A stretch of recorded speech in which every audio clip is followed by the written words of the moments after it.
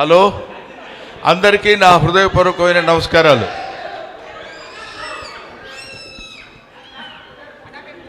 ఈరోజు ఇక్కడ జరుగుతున్న హ్యాంగ్మెన్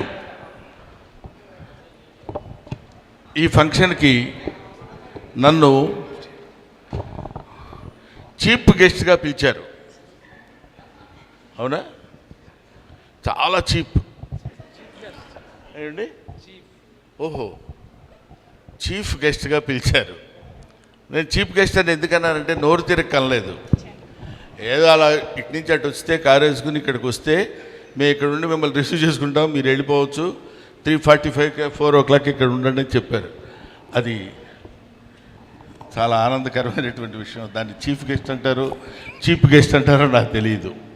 సో ఏదేమైనా ఈరోజు ఈ ఫంక్షన్కి నేను ఇక్కడికి రావడానికి ముఖ్య కారణం, నాకు అజయ్ మైసూర్ గారు, ఆయనతో పెద్ద పరిచయం లేదు. ఆ తర్వాత డైరెక్టర్ గారు ఆయన విహాన్ గారు ఇక్కడే చూశాను నేను, ఆయనతో కూడా పెద్ద పరిచయం లేదు. కానీ ఈ టీం కూడా సిన్సియర్గా చెప్పాలంటే నాకు వాళ్ళు పరిచయం లేదనకంటే వాళ్ళకి నేను పరిచయం లేదు. ఎందుకంటున్నానంటే ఆ మాట,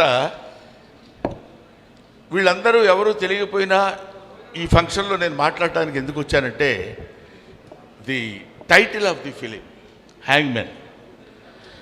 హ్యాంగ్మెన్ అంటే ఏంటి, ఆడ మానసిక స్థితి ఎలా ఉంటుంది, అతను ఎలాంటి పరిస్థితుల్లో తన జీవనాన్ని గడుపుతాడు అనేది ఒక్కసారి మనం ఆలోచిస్తే, మనం అనేక రకాలైనటువంటి జీవనోపాధితో బతికేటువంటి వాళ్ళని చాలామందిని మనం చూస్తూనే ఉంటాం మన లైఫ్లో.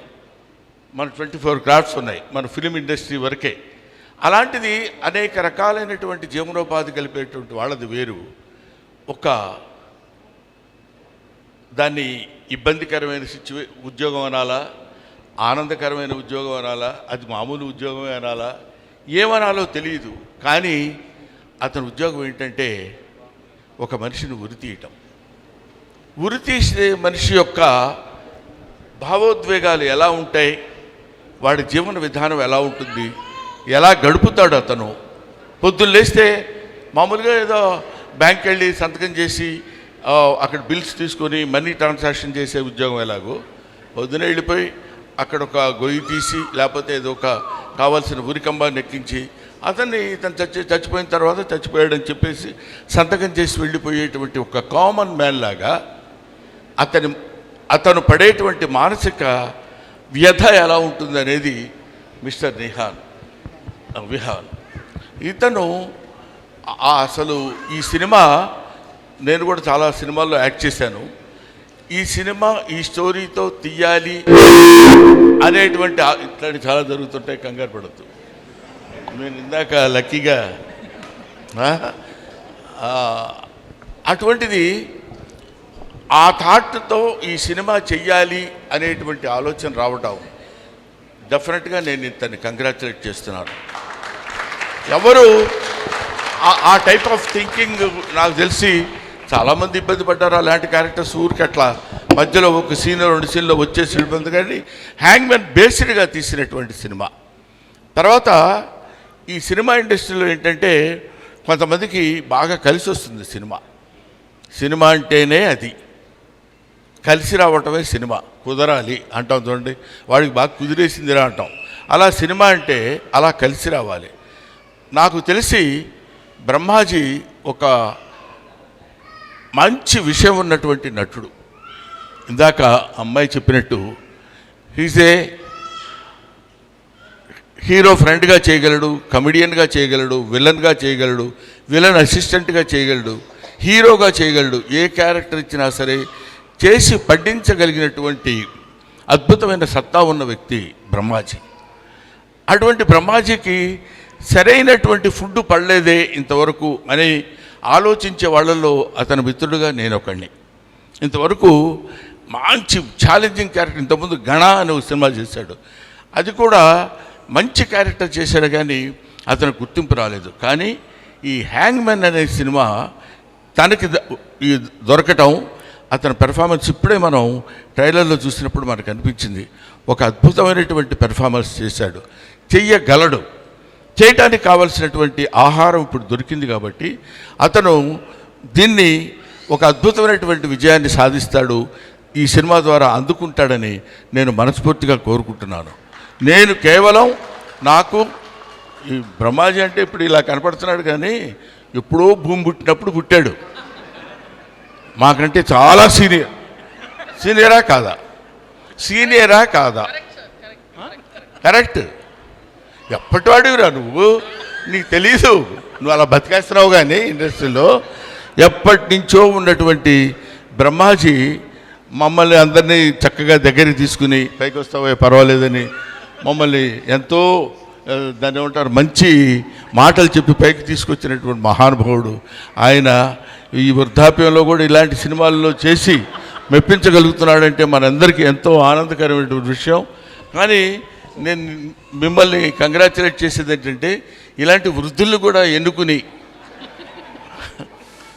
నవ్వెందుకు వస్తుంది సార్ వృద్ధులు అంటే, కాదా, అంతటా చక్కగా అలాంటి వాళ్ళని ఎన్నుకుని మీరు ఈ క్యారెక్టర్ ఇవ్వడానికి మిమ్మల్ని కంగ్రాచులేట్ చేస్తున్నాను.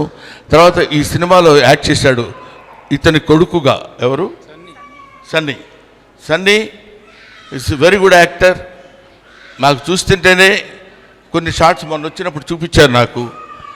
వీళ్ళందరూ దే ఆర్ ఆల్ ది, అందుకనే నేను ఇంతకుముందు ఎప్పుడైనా ఎక్కడికైనా వెళ్ళినప్పుడు చెప్తాను, ఇలాంటి వాళ్ళని చూసి మొహం వీళ్ళు ఏం చేస్తారులే, ఈ జబర్దస్త్లో ఎవరో కామెడియన్స్ ఉన్నారు, వాళ్ళ మొహం వాళ్ళకేం తెలుసు, ఏదో పిచ్చి కామెడీలు చేస్తారు, అట్లా ఎవరిని గురించి ఏమీ అనుకోవడానికి వీల్లేదు.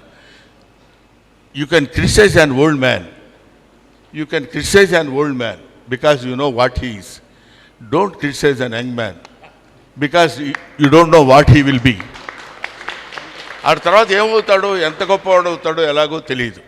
కాబట్టి అటువంటి ఒక అద్భుతమైనటువంటి క్యారెక్టర్స్ని ఎన్నుకుని ఎలా చేయించుంటాడు. సినిమా అంతా నేను చూడలేదు, సినిమాలో కొంత పార్ట్ మాత్రం చూశాను. దర్శకుడు hats off to this guy. I will see him as one of the best directors of Telugu film industry shortly. నేను డెఫినెట్గా అతనికి ఆ భవిష్యత్తు ఉండాలని కోరుకుంటున్నాను, ఉంటుందని ఆశిస్తున్నాను కూడా.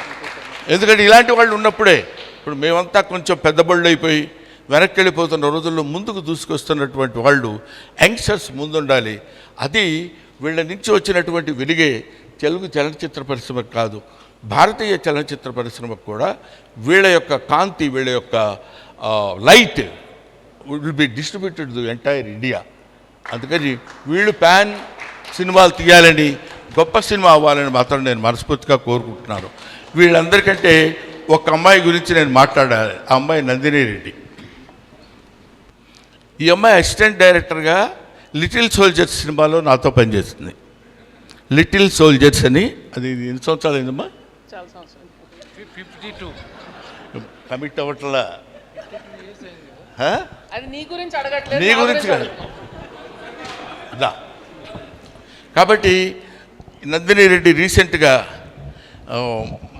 మా ఇంటి బంగారం, అదే ఇప్పుడు మన ఆంధ్రదేశంలోనే బంగారం ఏర్పడిందని మనకు తెలుస్తున్నారు కదా, రాయలసీమలో బంగారం వచ్చిందని. అలాగే మన ఇంటి బంగారం నందిని రెడ్డి కూడా చీఫ్ గెస్ట్గా ఇవాళ ఇక్కడికి వచ్చి, ఇది ముక్తసరిగా అందంగా గంగిగోగుపాల్లాగా ఉన్నటువంటి ఈ మీటింగ్ నాకు చాలా నచ్చింది, చాలా ఆనందంగా ఉంది. I wish all the best. Hero come కాదా, హీరోకి తక్కువగా ఏం లేవు, నువ్వు హీరోని డామినేట్ చేయాలంటే వచ్చావు వాళ్ళు, నాకు తెలుసు, అర్థమైంది. So I wish you all the best my dear Vihaan. Thank you మా, థ్యాంక్ యూ. నేను మళ్ళీ ఇక్కడ కనబడితే మీకు బాగుండదు. Sir with your permission, ya, మీ పక్కన రియల్ హ్యాంగ్ మ్యాన్ ఉన్నారు, కానీ ఇక్కడే రియల్ హ్యాంగ్ మ్యాన్ కూడా రావడం జరిగింది. వారిని Pawan ji please welcome on to the stage.